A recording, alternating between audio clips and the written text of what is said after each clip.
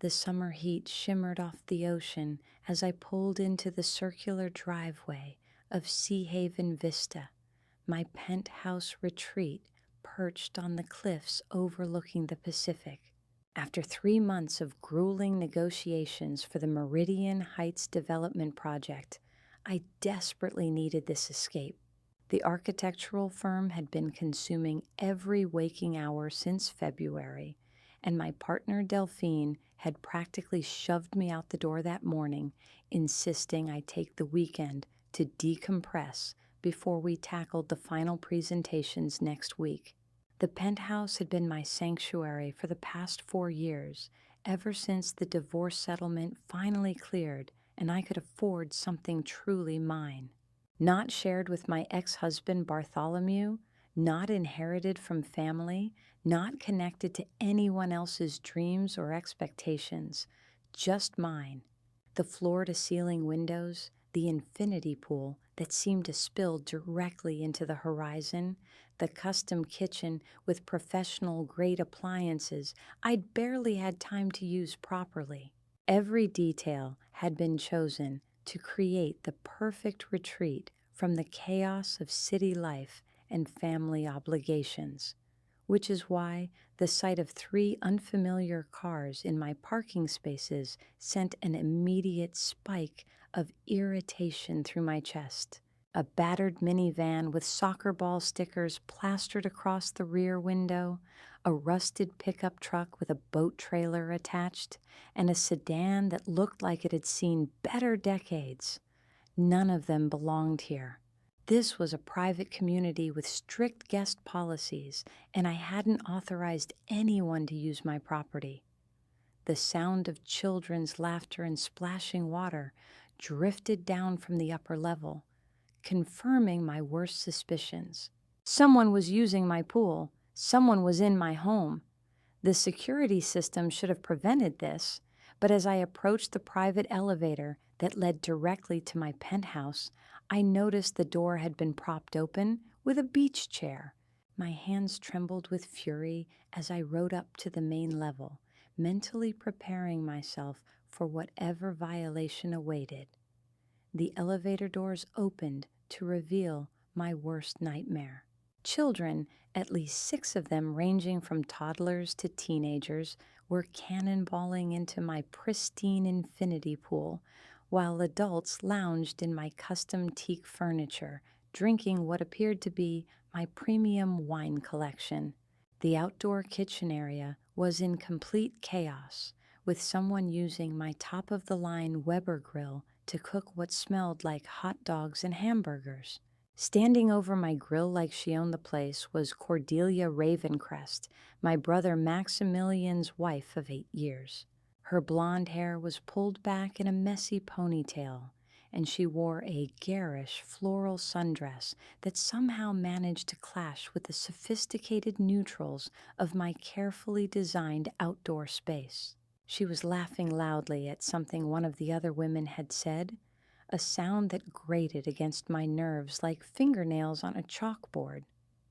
"Excuse me," I called out, my voice carrying clearly over the chaos. "What exactly is going on here?" The laughter died immediately, and 6 pairs of adult eyes turned toward me with varying expressions of surprise, guilt, and defiance. Cordelia, however, barely glanced in my direction before returning her attention to the grill, where she was aggressively flipping burgers with my custom spatula set. "Oh, Serafina," she said with artificial sweetness, still not looking at me properly. "You're early. We weren't expecting you until tomorrow." "I wasn't expecting you at all," I replied, walking closer to survey the damage. My outdoor cushions were soaked with pool water. There were chip crumbs ground into my imported stone flooring, and someone had apparently been using my glass coffee table as a buffet station. "This is my home, Cordelia, my private retreat. You can't just decide to have a family reunion here without permission." One of the other women, who I didn't recognize but who shared Cordelia's sharp features and entitled expression, stood up from my lounge chair with a smirk. Relax, honey. We're family. Family doesn't need permission. I'm sorry. Who are you? I asked, my voice dropping to the dangerously quiet tone that my employees had learned to fear. Octavia Ravencrest, she announced with pride, as if the name should mean something to me. Cordelia's sister, and this is my husband Thaddeus, and our kids Juniper, Phoenix, and Storm. She gestured toward a man who was teaching the children increasingly dangerous diving techniques in my pool, and 3 of the wildest-looking children I'd ever seen. And I'm their cousin, Evangeline, added another woman who is currently raiding my wine refrigerator, with my husband Percival and our twins, Galaxy and Universe. The names alone were enough to give me a headache, but the casual entitlement in their voices was what really set my blood boiling. These people had somehow gained access to my private home, invaded my sanctuary, and were now acting as if I was the unreasonable one for objecting to their presence. I don't care who you are, I said, moving toward the grill where Cordelia was still aggressively cooking. This is trespassing. You need to pack up your things and leave immediately. Cordelia finally turned to face me, and I saw something in her eyes that I'd never noticed before. Not just the usual vapid cheerfulness she displayed at family gatherings, but something calculating and cold. Actually, Serafina, I think you're the one who needs to leave. We got here first, and we've already settled in for the weekend. The kids are having such a wonderful time. The audacity of her statement left me momentarily speechless. This is my property, Cordelia. My name is on the deed. I paid for every stick of furniture, every piece of art, every wine glass you're currently drinking from. Well, technically, Octavia chimed in, settling back into my lounge chair like she was preparing for a long debate. Maximilian has just as much right to be here as you do. You're family, after all.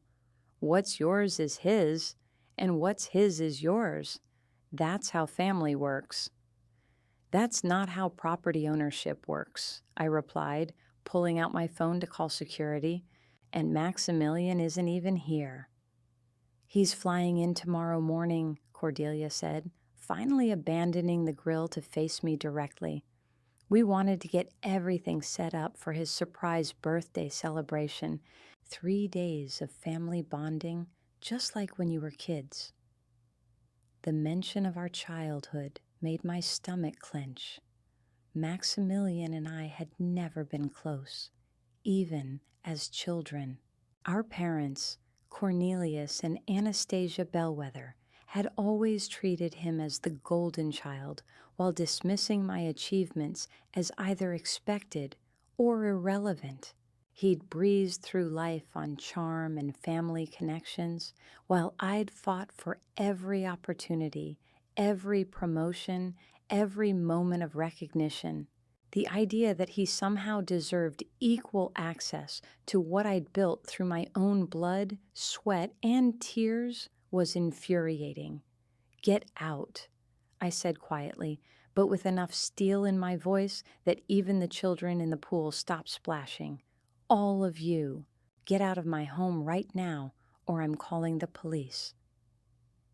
Cordelia's mask finally slipped completely, revealing the vicious little shrew I'd always suspected lurked beneath her sweet exterior. How dare you threaten us? We're family. Maximilian told me you'd probably throw a tantrum about sharing, but I never imagined you'd be cruel enough to ruin his birthday celebration. Maximilian told you I'd throw a tantrum? I repeated, feeling something shift inside my chest. When exactly did you discuss this with him? The question seemed to catch her off guard, and I noticed Octavia and Evangeline exchange a quick glance. Well, we talked about it when we were planning the party. He said you'd probably be difficult about letting us use the penthouse, but that you'd come around once you realized how important it was to him." Something about her tone didn't ring true, but before I could probe deeper, one of the children began crying loudly. Apparently, little Universe had scraped her knee on the pool deck and was now bleeding onto my imported limestone. The chaos that followed as multiple adults rushed to tend to the injury gave me a moment to think. My brother had never expressed any interest in my penthouse before. In the 4 years I'd owned it, he'd visited exactly twice, both times with Cordelia, and both times he'd seemed uncomfortable with the luxury and sophistication of the space. "Too fancy for me, Sarah," he'd said on his last visit. "Give me a cabin by a lake over this modern museum any day." So why would he suddenly want to have his birthday party here?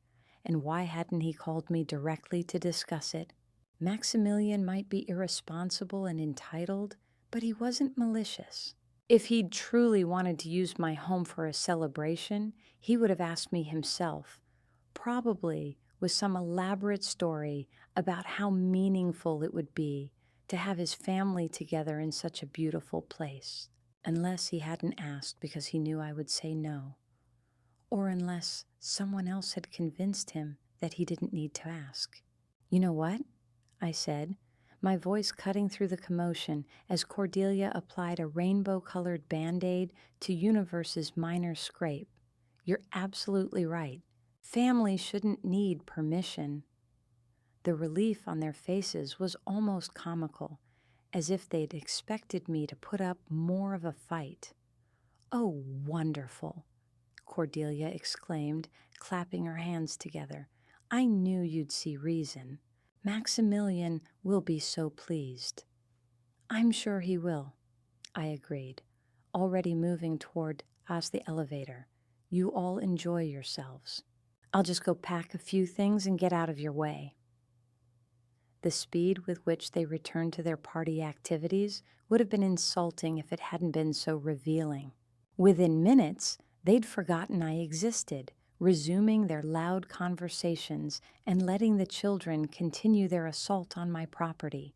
I stood in the elevator for a moment, watching them through the glass doors, and felt something cold and determined settle in my stomach. Whatever game Cordelia was playing, whatever lies she'd told my brother to justify this invasion, I was going to find out the truth. And then I was going to make sure she understood exactly what happened when someone tried to take advantage of me. I drove back to the city in a state of controlled fury, my mind racing through possibilities and plans. My assistant, Minerva, was surprised to see me back so early, but didn't ask questions when I requested all available information about property management companies in the Seahaven Vista area. Within an hour, I had the contact information for Harrison Properties, the company that managed the security and maintenance for the entire complex. "Miss Bellwether?" The voice that answered belonged to Jonas Whitmore, the property manager I'd worked with when I first purchased the penthouse. "I wasn't expecting to hear from you this weekend. Is everything all right?" "I need to know how my brother's wife gained access to my property," I said without preamble. "There are unauthorized guests currently using my penthouse, and they claim they have permission to be there." The silence that followed was telling. Let me check our records," Jonas said finally.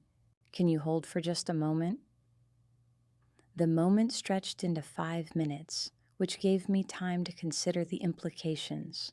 Either someone at Harrison Properties had made a serious mistake, or there was more to the situation than I'd initially realized. When Jonas returned to the line, his voice was carefully neutral.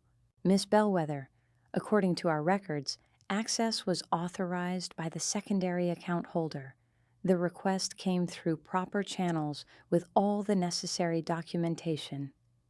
"I don't have a secondary account holder," I said slowly. "I'm the sole owner of that property." Another pause. "Ma'am, Our records show that Maximilian Bellwether was added as a secondary account holder 3 months ago. The authorization was processed through your legal representatives at Covington, Thorne, and Associates. My blood ran cold. Covington, Thorne, and Associates was indeed my legal firm, the one that had handled my divorce proceedings and the subsequent property acquisitions. But I had never authorized them to add anyone to my accounts, and I certainly hadn't asked them to give my brother access to my most private retreat. I need copies of all documentation related to that authorization, I said, my voice deadly calm. I also need a complete record of when and how access codes were distributed, and I want security footage from the past week. Miss Bellwether, if there's been some kind of mistake— There's been more than a mistake, I interrupted. There's been fraud, and I intend to get to the bottom of it. After ending the call, I immediately contacted Margaret Covington, the senior partner who had handled my divorce. Her secretary informed me that Margaret was out of the country until Tuesday, but agreed to schedule an emergency meeting for first thing Monday morning. That left me with the weekend to gather more information and plan my next moves. I spent Saturday evening in my city apartment, a sleek 2-bedroom space that served as my primary residence during the work week. From my terrace, I couldn't see the ocean, but I could see the lights of the financial district where I'd built my career through years of strategic planning and ruthless determination. The sight usually calmed me, reminding me of what I'd accomplished despite every obstacle my family had placed in my path. Tonight, however, it only fueled my anger. Someone had tried to steal from me, to take what I'd earned and give it to someone who hadn't worked for it. The pattern was as familiar as it was infuriating. But this time, I wouldn't be the accommodating sister who stepped aside for the sake of family harmony. My phone rang just after 10, and I wasn't surprised to see my brother's name on the caller ID. Shara? His voice was concerned, almost confused. Cordelia said you stopped by the penthouse today and seemed upset about something. I wanted to call and make sure we're okay. The fact that he sounded genuinely worried rather than defensive told me everything I needed to know. Maximilian wasn't behind this scheme. He was being used by his wife just as surely as I was. The realization didn't diminish my anger, but it did clarify my target. "We're fine, Max," I said, keeping my voice neutral. I was just surprised to find everyone there. Cordelia mentioned you wanted to have your birthday celebration at the penthouse. Well, yeah, when she suggested it, it sounded like a great idea, he said, his enthusiasm building. I mean, that place is incredible, and it would be amazing to have the whole family together there.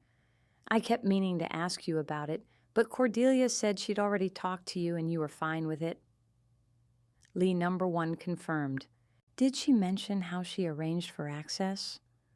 She said you'd given her the codes, he replied without hesitation, something about wanting to make sure everything was perfect for my surprise.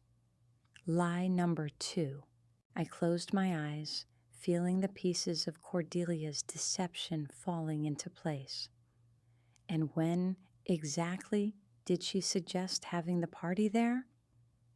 About a month ago, maybe 6 weeks, right after we got back from visiting her family in Oregon. She was so excited about the idea, kept talking about how meaningful it would be to celebrate somewhere special. 6 weeks ago, right around the time that someone had fraudulently added Maximilian's name to my property accounts. The timing couldn't be coincidental. It sounds like she put a lot of thought into it, I said carefully. I'm looking forward to seeing everyone tomorrow. You're coming? Cordelia said you seemed pretty adamant about not wanting to be around for the party. Lie number 3, I wouldn't miss your birthday, Max. You're my only brother. The relief in his voice was genuine. That's great, Sarah. I know things have been weird between us lately, with work and the divorce and everything, but I've missed hanging out with you. It'll be just like old times. After we hung up, I sat in the dark contemplating the irony of his words. It would indeed be just like old times, him getting everything he wanted while I cleaned up the mess and paid the price. But this time, there would be a different ending. I spent Sunday morning at the office, using the secure computer systems to dig deeper into the property management situation. What I found confirmed my worst suspicions. The documentation authorizing Maximilian's access had been backdated and contained signatures that were convincing forgeries of both my own and Margaret Covington's. Whoever had orchestrated this fraud was sophisticated enough to fool professional property managers, which meant this wasn't some impulsive scheme cooked up by a bored housewife. The security footage was even more revealing. Cordelia had visited the property management office 6 times over the past 2 months, always alone, always dressed in expensive clothes that suggested wealth and authority. In the recordings, she appeared confident and prepared, presenting documents with the assurance of someone who belonged there. This wasn't amateur hour. This was calculated and deliberate. By Sunday afternoon, I had assembled enough evidence to file criminal charges, but I wanted to understand the full scope of what I was dealing with before I made my next move. I called Harrison Properties again and requested a complete audit of my account, including any other changes or authorizations that had been processed in the past year. What Jonas told me made my hands shake with rage. Not only had Maximilian been added as a secondary account holder, but someone had also initiated a property transfer process that would give him equal ownership of the penthouse. The transfer was scheduled to be finalized on Monday, tomorrow, pending only my supposed signature on the final documents. Miss Bellwether, we've been trying to reach you about the final signing appointment, Jonas explained. It's scheduled for 2 o'clock tomorrow afternoon. I assumed you'd be there since this was your initiative. Cancel it, I said through gritted teeth. Cancel everything, and I want security at the property immediately. No one enters or leaves without my explicit permission. The drive back to Sea Haven Vista on Sunday evening was a blur of fury and determination. I'd spent the afternoon consulting with a criminal attorney who specialized in real estate fraud, and I now had a clear understanding of exactly how serious these charges would be. Identity theft, wire fraud, forgery, conspiracy. Cordelia was looking at potential federal prison time if I chose to pursue full prosecution. But first, I wanted to see her face when she realized her elaborate scheme had been discovered. I wanted to watch her try to explain how she'd planned to steal my property and give it to my brother as a birthday present. Most of all, I wanted to make sure she understood that she'd picked the wrong target for her games. The penthouse was quieter when I arrived Sunday evening, most of the extended family having apparently returned to their hotels for the night. Through the floor-to-ceiling windows, I could see Cordelia and Maximilian sitting by the pool, sharing what appeared to be an intimate conversation over wine. For a moment, watching them together, I felt a flicker of doubt about my brother's innocence in all this. Then I saw Cordelia's expression as she gestured toward the house, and I recognized the calculating look I'd seen before. She was still playing him, still manipulating the situation to her advantage. Tomorrow, she planned to present him with joint ownership of a multi-million-dollar property as his birthday gift, cementing her position as the devoted wife who had secured their family's future through her own cleverness. It would have been brilliant if she hadn't chosen to steal from someone who'd spent her entire career outmaneuvering people far more sophisticated than a small-town housewife with delusions of grandeur. I slept in my car that night, parked at the edge of the complex where I could watch my property without being seen. It wasn't comfortable, but it gave me time to finalize my plans for the next morning. By dawn, I had everything arranged. The attorney would meet me at the property management office. The security company would arrive at the penthouse at exactly 9 a.m., and Cordelia would discover that her carefully constructed house of cards was about to collapse. The sun was just beginning to rise over the Pacific when I saw the first sign that my plans were working. A black sedan with tinted windows was pulling into the complex, followed by a white van marked with a Harrison Properties logo. My phone buzzed with a text from Jonas. Security team and legal representatives arriving now. Advise them you'll meet them at the main office. I started my car and followed them down the winding road to the management office, feeling a sense of satisfaction as pieces of my plan began to fall into place. In 30 minutes, Cordelia would wake up expecting to spend the morning preparing for Maximilian's birthday celebration. Instead, she was about to learn what happened when someone tried to steal from Serafina Bellwether. The legal team was efficient and professional, reviewing the fraudulent documents with the methodical precision I'd expected from a firm that charged $800 an hour.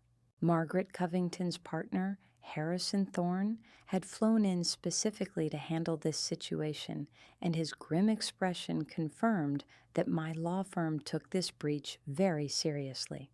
Miss Bellwether, we've never seen anything quite this sophisticated, he admitted, as we reviewed the forged signatures and backdated documents. Whoever did this had intimate knowledge of our processes and access to high-quality document reproduction equipment.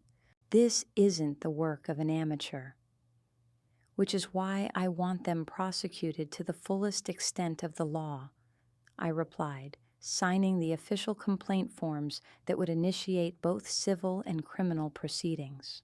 But first, I want them removed from my property. The security team leader, a former police detective named Victoria Sterling, outlined the eviction process with military precision. We'll approach the property at 9 a.m. sharp, present the legal documents, and give them 30 minutes to gather their personal belongings and vacate. If they refuse, we'll call local law enforcement for assistance with trespassing charges. At 8:55, our convoy of vehicles pulled into the circular driveway of Sea Haven Vista. I could see movement through the windows of my penthouse, people getting dressed, preparing breakfast, starting what they assumed would be a normal day of vacation activities. In 5 minutes, their world was about to be turned upside down. I rode the elevator up to my penthouse with Victoria and Harrison, my heart pounding with anticipation. The doors opened to reveal Cordelia in the kitchen, wearing one of my custom aprons while making what appeared to be pancakes for the children.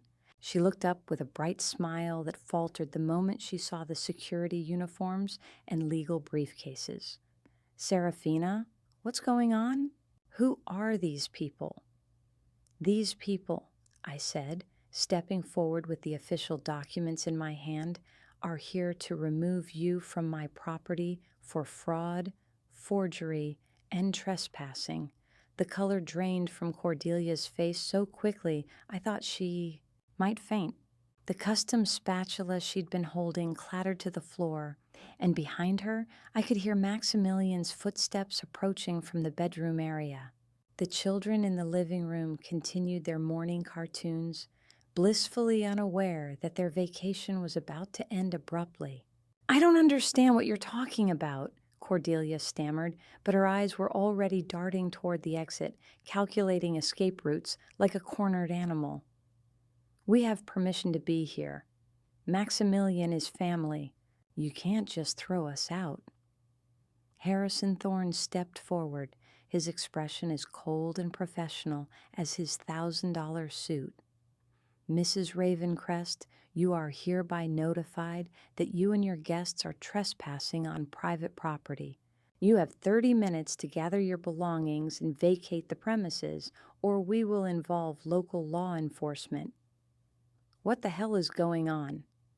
Maximilian's voice carried from the hallway before he appeared in the kitchen doorway, wearing swims, trunks, and a confused expression. His gaze moved from the security team to the legal documents in my hand to his wife's terrified face. "Sarah, what's all this about?" The moment of truth had arrived, and I found myself oddly calm despite the chaos I was about to unleash. "It's about your wife forging legal documents to steal my property, Max. It's about identity theft, wire fraud, and a conspiracy to transfer ownership of this penthouse to you without my knowledge or consent." Maximilian's laugh was nervous, disbelieving. "That's ridiculous. Cordelia would never do something like that. There's obviously been some kind of misunderstanding."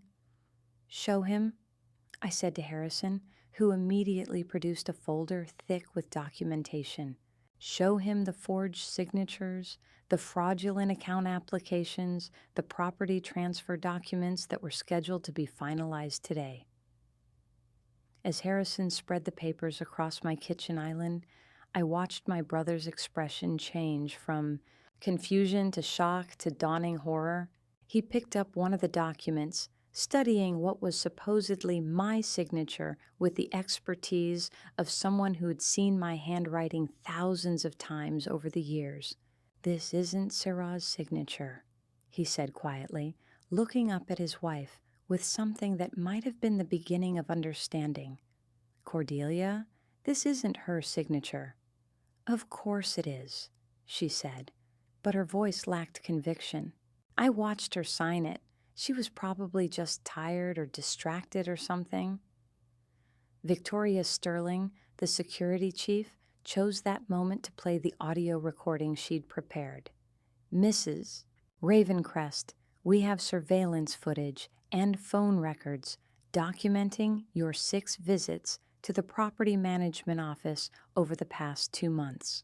We also have witness statements from Harrison Properties employees confirming that you presented yourself as acting on Miss Bellwether's behalf without proper authorization." The sound of Cordelia's own voice filled the kitchen as the recording played clips of her conversations with Jonas Whitmore, confidently discussing property transfers and account modifications she had no legal right to initiate. With each word, Maximilian's face grew paler, and I could see him beginning to understand the scope of his wife's deception. "You told me Sarah had agreed to this," he said, his voice barely above a whisper. "You said she wanted to give me joint ownership as a birthday present. You said she'd already signed all the papers." "She would have agreed if you'd asked her properly," Cordelia shot back, desperation making her voice shrill. "Family takes care of family. She has more money than she knows what to do with, and we have children to think about. College tuition, medical expenses, their future security. It's not fair that she gets to hoard all the family wealth while we struggle." The entitlement in her voice was staggering, but it was the look on Maximilian's face that really drove home the magnitude of what she'd done. My brother had many faults, but dishonesty had never been one of them. The realization that his wife had manipulated him into being an unwitting accomplice in a felony was destroying something fundamental in his worldview. "We don't struggle," he said, his voice getting stronger with each word. "I make good money at the construction company. We own our house, the kids go to good schools, we take vacations. We're not wealthy like Sarah, but we're not struggling. You're so naive, Max, Cordelia snapped, her mask finally slipping completely. Do you think your sister cares about us? Do you think she cares about your children's futures? She's spent her whole life looking down on us, acting like she's better than everyone because she went to fancy schools and lives in expensive apartments. This penthouse just sits here empty most of the time while we can barely afford to take the kids to Disneyland. The irony of her complaint wasn't lost on me. I'd worked 80-hour weeks for years to afford this retreat, sacrificing relationships and personal time to build something beautiful and peaceful. The idea that I should feel guilty for occasionally enjoying the fruits of my labor was exactly the kind of toxic family thinking I'd spent my adult life trying to escape. Actually, I said, my voice cutting through her tirade, this penthouse is used regularly. I host client meetings here. I bring potential investors to show them the quality of work my firm produces. And yes, sometimes I come here to decompress from the stress of running a business that employs 43 people and their families. Just because you don't see me here doesn't mean it's sitting empty. Octavia and Evangeline had appeared from the guest bedrooms, drawn by the raised voices, and were now standing in the doorway, looking confused and worried. The children had turned down the television volume and were craning their necks to see what was happening in the kitchen. "What's going on?" Octavia demanded, her voice carrying the same entitled edge as her sister's. "Why are there security guards here? Cordelia, what did you do?" "I didn't do anything wrong," Cordelia insisted, but her defiance was starting to crack under the weight of evidence and her family's stares. "I was trying to secure our future. Max deserves his share of the family wealth, and if Serafina was too selfish to recognize that, then I had to take action." "By committing multiple felonies?" Harrison Thorne interjected coldly. "Mrs. Ravencrest, you are facing charges of wire fraud, identity theft, forgery, and conspiracy. These are federal crimes with mandatory minimum sentences. We're prepared to file charges this morning unless you agree to certain conditions." The word federal seemed to penetrate Cordelia's delusions in a way that nothing else had. Her face went white, and she actually swayed on her feet before grabbing the counter for support. "Federal charges? You can't be serious. It's family business. It's a misunderstanding." "It's a crime," I said firmly. "You forged my signature on legal documents. You impersonated me to gain access to my property. You initiated fraudulent property transfers worth millions of dollars. The fact that you're married to my brother doesn't make any of that legal." Maximilian was studying the documents with increasing horror, his construction worker's attention to detail allowing him to spot inconsistencies that Cordelia had hoped no one would notice. "These bank account numbers," he said, pointing to one of the forms. "This isn't Sarah's primary account. This is some kind of secondary account I've never heard of." Harrison nodded grimly. "Mrs. Ravencrest opened that account using forged identification documents. We believe she was planning to use it to facilitate the property transfer and possibly to access your sister's other assets." The scope of Cordelia's ambitions was becoming clearer by the minute, and I found myself both impressed and appalled by the sophistication of her scheme. This wasn't just about the penthouse. It was about positioning herself to access my entire financial portfolio. She'd been studying my business operations, my legal relationships, my property holdings, planning a comprehensive theft that would have transferred significant portions of my wealth to her family. "The prenup," Maximilian said suddenly, a look of sick understanding crossing his face. "Last month, when you suggested we update our prenup to include inheritance protections, You wanted to make sure anything I received from Sarah would be considered marital property. Cordelia's silence was more damning than any confession. I watched my brother process the full scope of his wife's manipulation, seeing how she'd been maneuvering him into position for months without his knowledge or consent. The man who'd called me yesterday, excited about spending his birthday with family, was discovering that his wife had been systematically planning to steal from that same family. "How long?"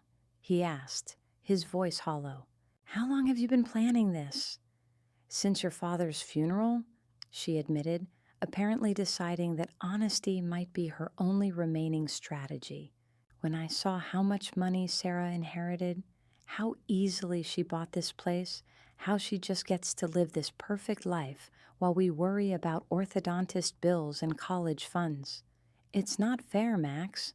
She doesn't even have children to support. The mention of our father's funeral hit me like a physical blow. Cornelius Bellwether had died 18 months ago, and his will had indeed left me the larger portion of his estate. But that was because I'd been the one caring for him during his final years, managing his medical appointments, handling his finances, ensuring he received proper care while Maximilian was busy with his own family obligations. The inheritance hadn't been favoritism, it had been recognition of responsibility. "Dad left you the construction company," I reminded Maximilian, "a business worth over $2 million, plus his house and his investment portfolio. You weren't ignored in his will." "But you got the liquid assets," Cordelia spat. "The cash, the stocks, the real estate investments, everything that actually matters." "Everything that I'd been managing for him for 3 years," I corrected. "Everything that I'd helped him build and maintain while you were busy planning birthday parties and soccer tournaments." Victoria Sterling checked her watch and cleared her throat diplomatically. "Ladies and gentlemen, we're now at the 20-minute mark. I need to remind everyone that you have 10 minutes remaining to gather your belongings and vacate the premises." The reminder sent Octavia and Evangeline into action, rushing back toward the guest rooms to pack their family's belongings. But Maximilian remained frozen in place, staring at the documents that proved his wife's betrayal, and Cordelia stood defiantly in my kitchen as if she still believed she could salvage the situation. "You can't do this to us," she said, turning to face me with desperate eyes. "Think about what this will do to the children. Think about what it will do to Max. He's your only brother, Serafina. Are you really going to destroy his life over money?" The manipulation was so blatant, so calculated, that I almost admired her audacity. Even caught red-handed, she was still trying to make me the villain in her story. Still trying to use family guilt and emotional blackmail to escape the consequences of her actions. "I'm not destroying his life," I said calmly. "You already did that when you decided to commit felonies in his name. You made him an unwitting accomplice to your schemes. You used his love for his family and his trust in you to turn him into a criminal." "I'm not a criminal," Maximilian said suddenly, his voice sharp with panic. "I didn't know anything about this. You have to believe me, Sarah. I would never try to steal from you. I would never." "I know," I interrupted, putting a hand on his arm. "Max, I know you wouldn't do this. That's why I'm offering Cordelia a choice." The room went silent, except for the distant sounds of families packing in the guest rooms. Harrison raised an eyebrow, clearly not expecting this development, but I'd spent the weekend thinking about more than just legal consequences. I'd been thinking about family, about justice, about what kind of person I wanted to be when this was all over. "Here's the deal," I said, looking directly at Cordelia. You have two options. Option 1, I file full criminal charges. Federal prosecutors pursue wire fraud, identity theft, forgery, and conspiracy charges. You go to federal prison for a minimum of 5 years, probably longer. Your children grow up visiting their mother behind bars, and Maximilian spends the next decade recovering from the financial and emotional devastation of your choices. Cordelia's face was the color of old paper, but I wasn't finished. Option 2, you confess to everything in writing. You provide a full accounting of every document you forged, every conversation you had with property management, every step of your scheme. You agree to pay restitution for all legal fees, security costs, and damages. You enter a court-supervised rehabilitation program for gambling addiction. I don't have a gambling addiction, she protested. You have an addiction to taking things that don't belong to you, I replied. The specific program doesn't matter. What matters is that you get help for whatever psychological issues made you think this was acceptable behavior. And if I agree to option 2, I don't file federal charges. This stays a civil matter. You pay what you owe, you get help for your problems, and you stay away from my property and my business interests permanently. But Cordelia, if you ever try something like this again, if you ever forge my signature or access my accounts or manipulate my family for financial gain, I will destroy you completely. Do you understand? The offer was more generous than she deserved, and certainly more generous than Harrison Thorne thought was wise based on his expression. But I'd learned something important during my weekend of investigation and planning. Revenge might be satisfying in the moment, but it didn't actually solve anything. Cordelia's children didn't deserve to grow up in poverty because their mother was a criminal. Maximilian didn't deserve to have his life destroyed because he'd married the wrong woman. What I wanted was justice, protection, and assurance that this would never happen again. Public humiliation and federal prison might accomplish the first goal, but option 2 would accomplish all 3 while keeping my family intact. I need to think about it, Cordelia said, but her voice suggested she already knew which choice she'd make. You have until we finish loading the cars, I replied. After that, Harrison files the criminal complaints, and this becomes a federal matter. The next 10 minutes were a blur of activity as 3 families packed their belongings and loaded them into vehicles under the watchful eyes of professional security.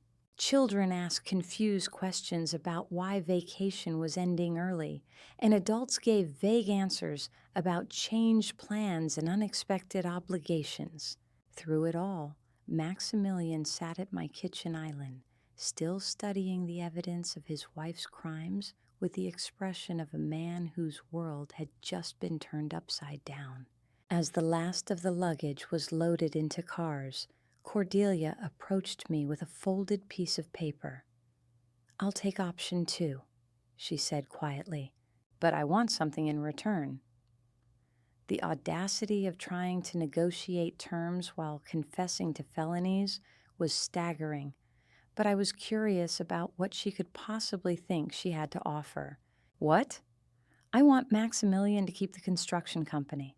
No matter what happens between us, I want your guarantee that the business stays in his name and you won't try to take it away from him. The request revealed something I hadn't expected, genuine concern for her husband's welfare. Despite everything she'd done, despite the lies and manipulation and criminal behavior, she was still thinking about protecting his financial security. It was the first human emotion I'd seen from her all weekend. The construction company was never in jeopardy, I told her. Dad left it to Max, and I have no interest in construction work. That business has nothing to do with what you've done here." Relief flickered across her face, followed immediately by something that might have been shame. "I'm sorry," she said, so quietly I almost didn't hear her. "I'm sorry I involved Max in this. I'm sorry I made you think he was part of it. I wanted our children to have the same opportunities you had growing up, the same security." "I grew up in the same house you married into," I reminded her, "the same middle-class family with the same values and the same opportunities. The difference is that I worked for what I have instead of trying to steal it." She nodded, accepting the judgment without argument, and handed me the confession she'd written on one of my own notepads. Her handwriting was neat and precise, detailing every aspect of her scheme with the thoroughness of someone who understood the seriousness of her situation. As the convoy of vehicles prepared to leave, Maximilian lingered by my front door. "Sarah, I don't know what to say. I don't know how to apologize for this."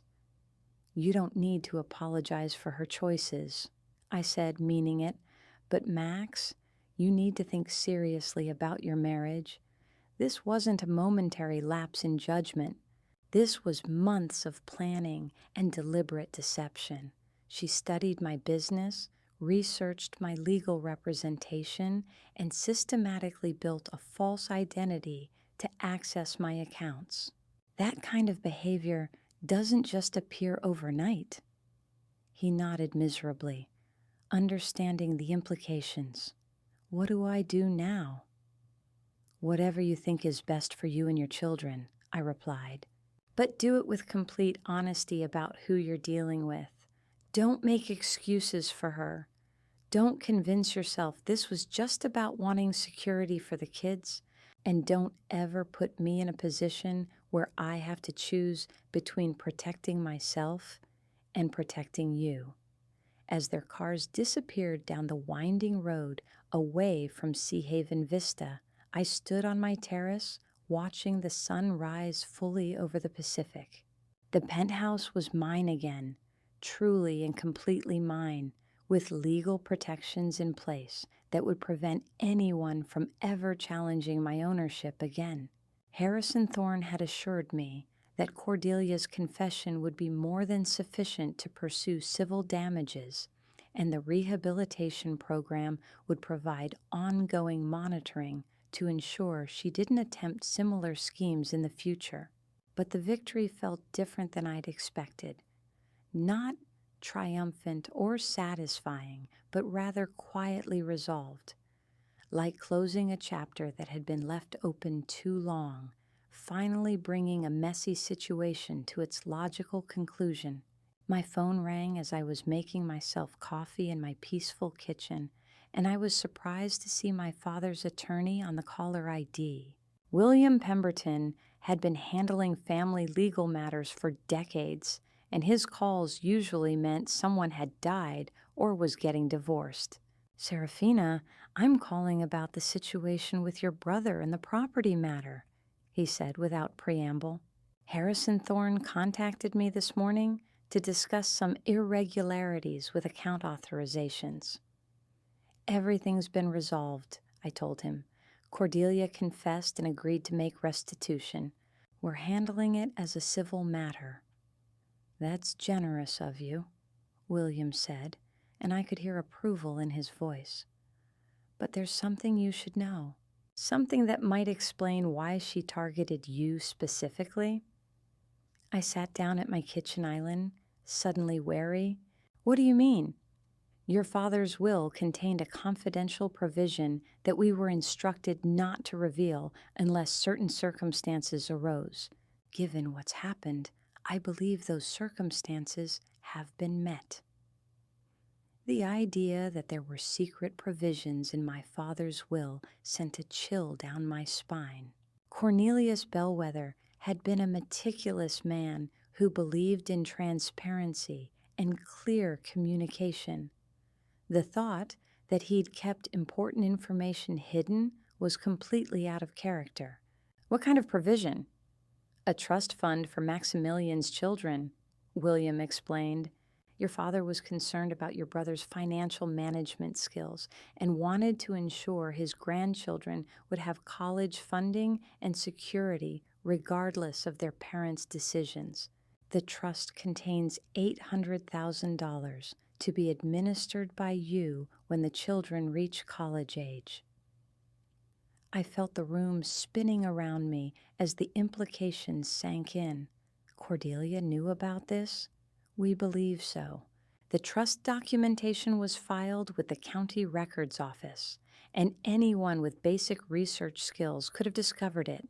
Your father made you the trustee specifically because he trusted your judgment about when and how the money should be distributed. The final piece of Cordelia's puzzle fell into place with sickening clarity. She hadn't just been trying to steal my property, she'd been trying to position herself to control her children's inheritance as well. By gaining access to my accounts and legal relationships, she would have been able to influence or potentially redirect the trust funds that were meant to secure her children's futures. She was going after everything, I said, more to myself than to William. The penthouse was just the beginning. It appears so. And Miss Bellwether, there's one more thing. Your father included a letter to be given to you if the trust ever became relevant due to suspicious circumstances. I think you should read it. William arrived at the penthouse an hour later with a sealed envelope bearing my father's distinctive handwriting. As I opened it, I could almost hear his voice reading the words he'd written in what must have been his final months. My dear Serafina, if you are reading this letter, it means that someone has attempted to manipulate or defraud our family regarding the children's trust fund. I suspected this might happen, particularly if Maximilian married someone more interested in wealth than in family values. I am trusting you to handle this situation with the wisdom and strength I have always admired in you. The trust money belongs to the children, not to their parents, and I know you will protect their interests, even if it means making difficult decisions about family relationships. You have always been the strongest of my children, the one who understood that security comes from hard work and good choices, not from taking shortcuts or expecting others to provide what you haven't earned. I am proud of the woman you have become, and I trust you to do what is right for everyone involved, even when that means standing alone against family pressure. The trust is yours to administer according to your best judgment, but I hope you will consider that sometimes the greatest gift we can give children is the opportunity to see their parents face consequences for poor choices. Love always, Dad. I sat in my peaceful kitchen, reading my father's words over and over, understanding finally why he'd structured his will the way he had. He'd known Maximilian was vulnerable to manipulation. He'd known that marriage to the wrong person could compromise his judgment about money and family obligations, and he'd trusted me to be the guardian of his grandchildren's futures, even if that meant protecting them from their own mother. The irony was profound. In trying to steal what she thought was rightfully hers, Cordelia had revealed exactly why my father had been right to put protective measures in place. Her willingness to commit felonies for financial gain proved that she couldn't be trusted with her children's security or their educational opportunities. That evening, as I finally had the peaceful retreat I'd been seeking all weekend, I called Maximilian. His voice was tired and defeated, but he answered immediately. "How are you holding up?" I asked. "Not great," he admitted. "I've been talking to a lawyer about divorce options. I can't stay married to someone who would do what she did. I can't trust her around our finances, around important decisions, around anything that matters. I'm sorry, Max. I know this isn't what you wanted for your family. It's not your fault, he said firmly. You gave her a chance to avoid federal prison, which is more than she deserved. I'm grateful for that, even if I can't understand why you did it. I did it for you and for the kids, I told him. And speaking of the kids, there's something you need to know about Dad's will. I explained the trust fund, watching him process the information with a mixture of relief and renewed anger at his wife's deceptions. The trust would indeed secure his children's college educations and provide them with a foundation for their adult lives, regardless of what happened to their parents' marriage. She knew, he said finally. Somehow, she knew about the money, and that's why she was so confident about going after your assets. She thought if she could gain control of your financial relationships, she could access the trust as well. Probably, I agreed. But Max, the trust specifically prevents parental access to the funds. Even if she'd succeeded in stealing my property, she couldn't have touched the children's inheritance. So all of this was for nothing. She destroyed our marriage and committed felonies for money she could never have accessed anyway. The tragic irony wasn't lost on either of us. Cordelia's elaborate scheme had been doomed from the start, not just because I discovered it, but because my father had anticipated exactly this kind of scenario and protected against it. 3 months later, I was back at the penthouse for a much different kind of family gathering. Maximilian's divorce had been finalized. Cordelia was halfway through her court-ordered rehabilitation program, and the children were spending the weekend with me while their father attended a grief counseling session recommended by his therapist. Juniper, Phoenix, and Storm turned out to be delightful company once they were away from their mother's influence and the chaos of their extended family. They were curious about my work, impressed by the penthouse's modern design, and refreshingly honest about their confusion over the events that had led to their parents' separation. Mom said you were mean to her, Storm, the youngest, told me as we sat by the pool sharing ice cream. But she also said she made some really bad choices. I don't understand why adults make things so complicated.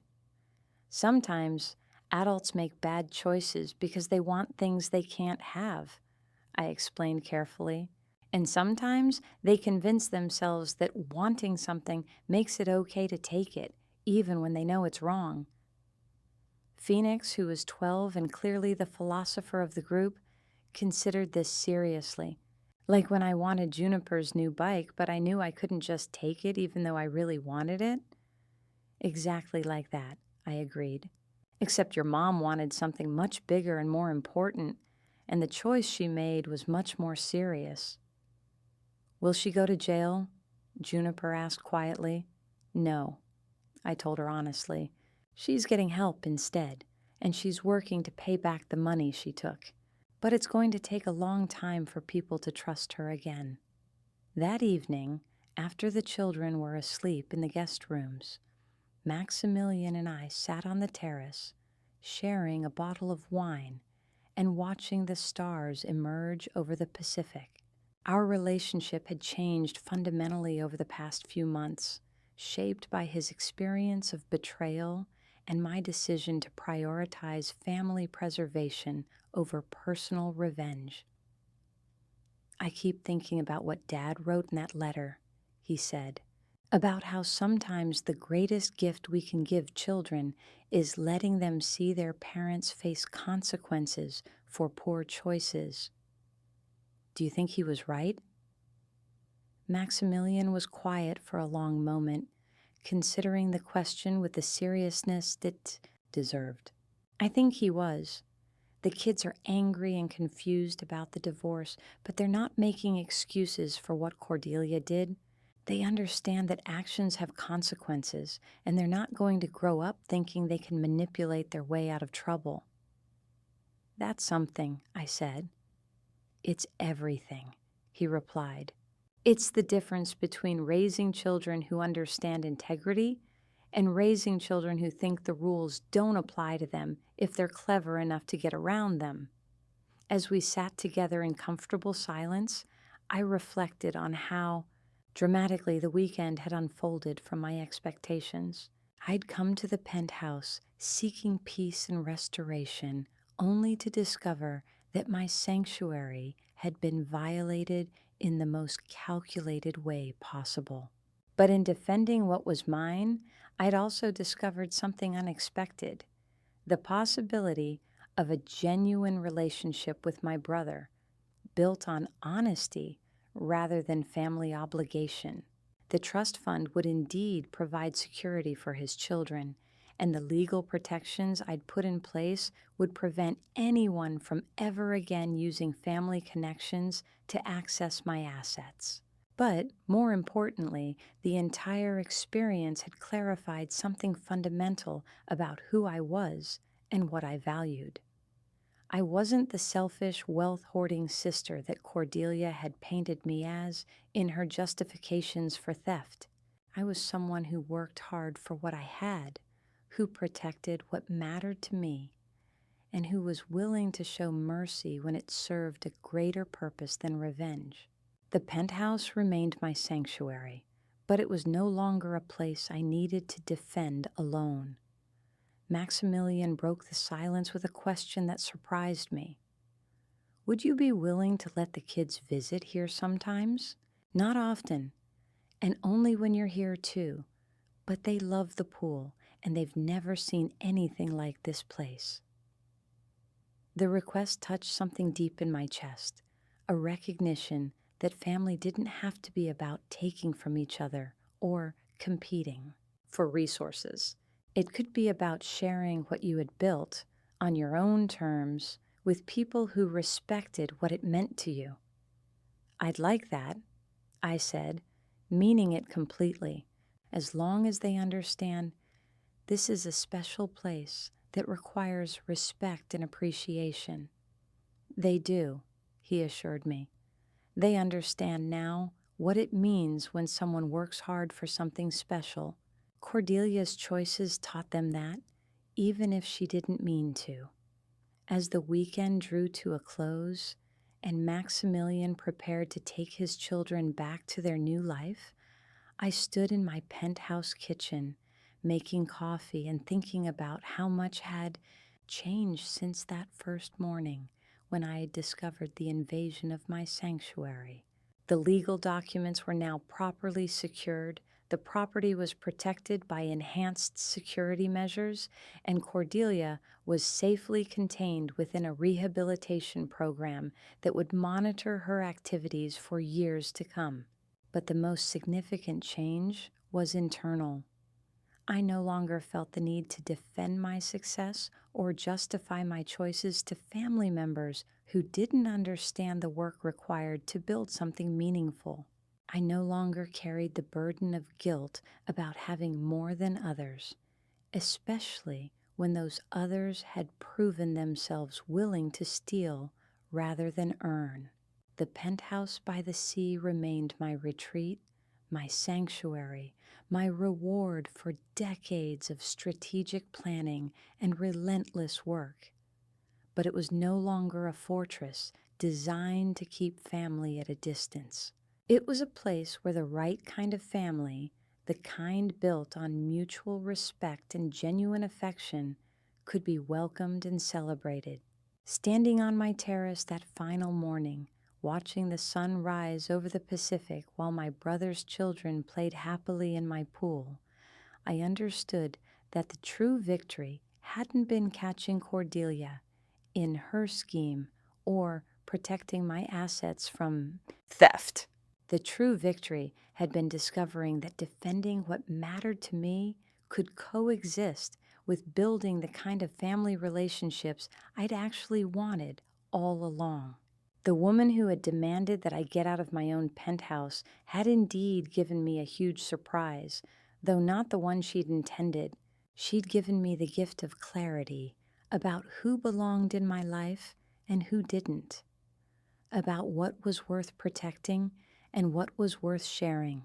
Most importantly, she'd given me the opportunity to choose mercy over vengeance and still achieve complete justice. As I locked the penthouse door behind my departing family, I was already planning their next visit,